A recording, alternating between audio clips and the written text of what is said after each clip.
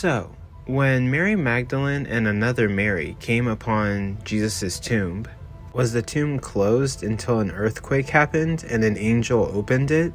Or was the cave already open when both Marys got there?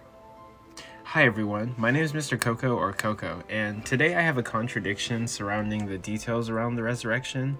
And actually, this year I have been studying the resurrection with a friend of mine named PRK, as well as others, and I find it to be very interesting. But today we're going to be discussing a contradiction surrounding the details of the resurrection in a new series that I call the Con Co Bible Contradictions.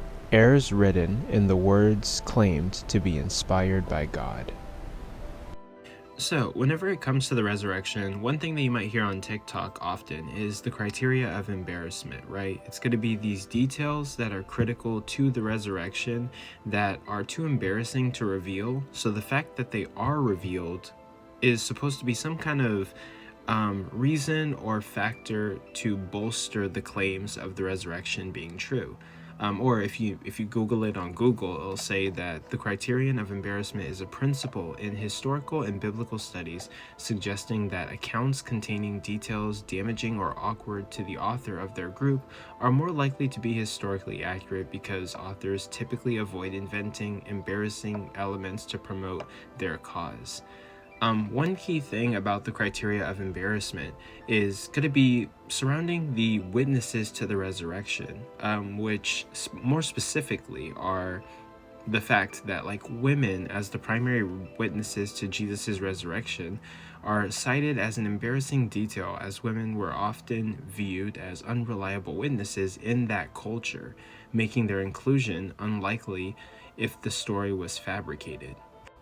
Now, this might bolster the fact that women are used as the witnesses to the resurrection, being the first people to approach the cave, but there is a contradiction when it comes to what events actually happened at the cave.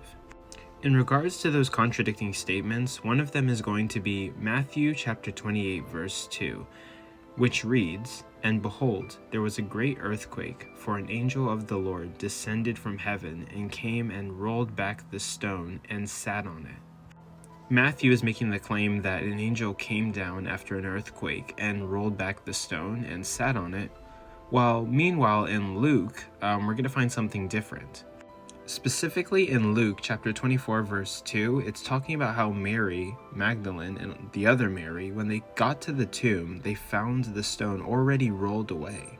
While back in Matthew's making a different claim that they're seeing an angel roll the stone away after an earthquake and sit on the stone that it rolled away.